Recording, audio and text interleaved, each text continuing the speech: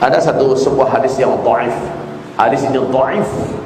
Tidak boleh jadikan akidah kita, tapi hanya sekedar untuk didengar sih sah-sah saja.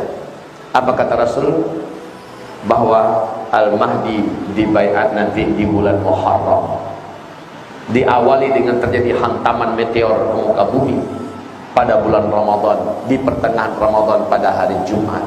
Kalian larilah ke dalam rumah-rumah kalian, tutuplah pintu dan jendela kalian rapat-rapat, masuklah ke dalam kamar, sujudlah kalian baca subhanahu subhanahu. Siapa yang membaca itu, dia akan Allah selamatkan. Yang tidak melakukan itu, dia akan binasa celaka. Maka qadarullah bertepatan 1441 besok ini, pas hari Jumatnya tanggal 15 Ramadan, hari Jumatnya 1441 besok. Apakah ini Allah a'lam? Tapi hadis ini dhaif. Kata Ustaz Syafiq Basalamah, ini hadisnya malah maudhu katanya. Ya, dia bacakan riwayat dari Syekh Ibnu Jauzi. Tapi saya mendapatkan hadisnya hadis yang dhaif. Cukup sebagai informasi bagi kita. Yang jelas tanda-tanda yang lain mendukung. Nah, kaum muslimin yang kami muliakan, melihat tanda-tanda ini semua, jika benar demikian, berarti dari Oktober, November, Desember, Januari, Februari, Maret, April, Mei kita Ramadan. Tinggal Juli ya, Mei, 7 bulan lagi ke depan kita Ramadan. Waktu kita sempit, menjelang waktu sempit ini akan banyak kejadian-kejadian alam yang mengerikan.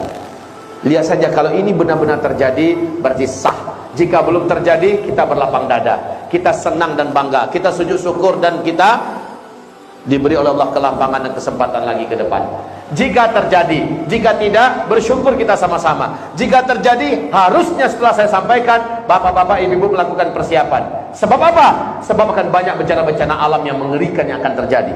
Baik Indonesia, baik Asia Tenggara, baik Asia Tengah, baik Arab, Afrika, Amerika, Eropa, negara-negara di dunia akan menyaksikan banyaknya kejadian besar yang akan menimpa bumi ini. Ditambah dengan banyaknya pertikaian, pertumpahan darah. Wa kathural haraj, wa kathural haraj, wa kathural haraj. Jadi kuncinya saya kasih tahu, yang pertama, kalau ini belum terjadi maka belum. Yang pertama, meninggal dulu salah seorang di antara manusia yang paling dicintai orang beriman, dan kematiannya marah orang beriman satu bumi. Itu kunci yang pertama. Yang kedua, ada bintang berekor mengelilingi bumi selama 3 sampai 7 hari, di mana seluruh orang beriman seluruh manusia menyaksikan kejadian itu. Jadi bintang berekor ini Pak, nggak pakai alat pun kita bisa melihatnya nanti. Nggak pakai alat, dengan mata telanjang.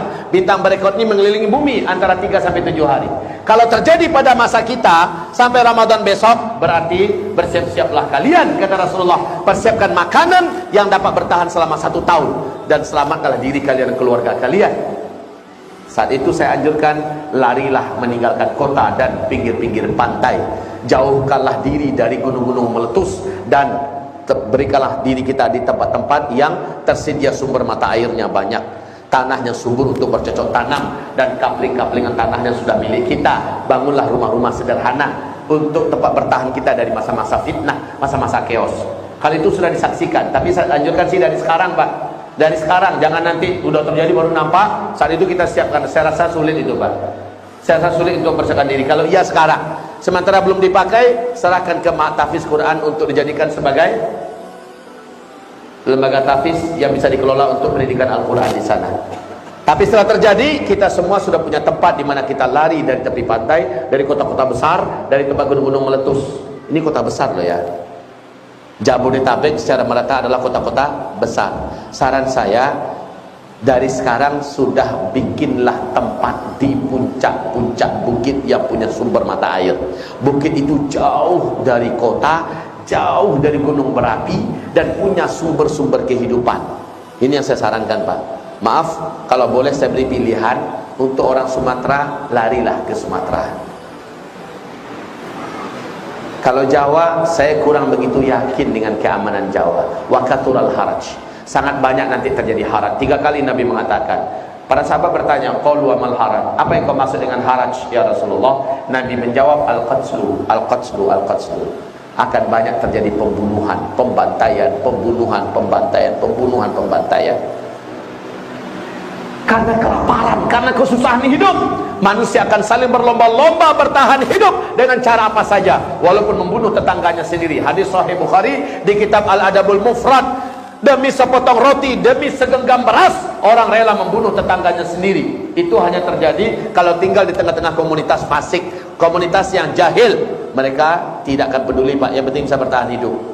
Nah, untuk saya sarankan kepada Bapak Ibu, mumpung masih ada kesempatan, hitunglah 7 bulan ke depan.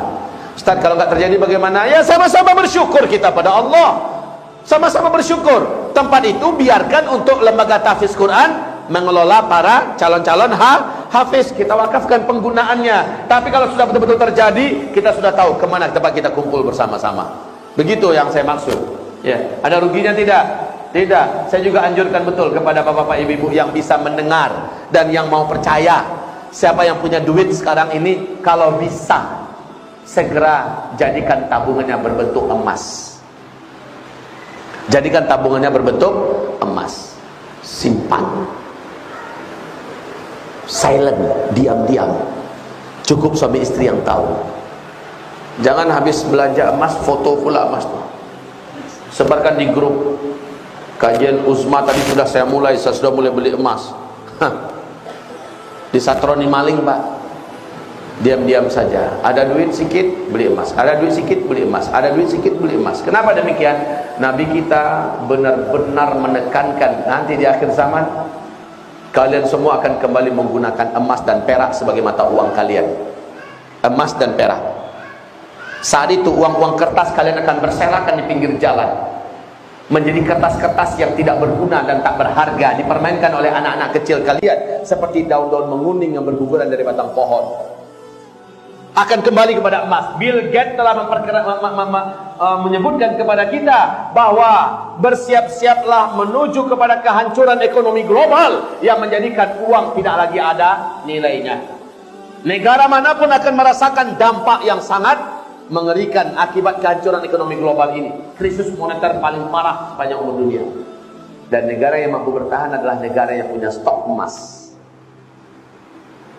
Makanya jangan heran kalau tahun ini warga Tiongkok di Tiongkok sana sudah berlomba-lomba membeli emas, Pak. Warga Hong Kong sudah menarik tabung-tabungan mereka di bank-bank yang ada dan mereka membeli emas.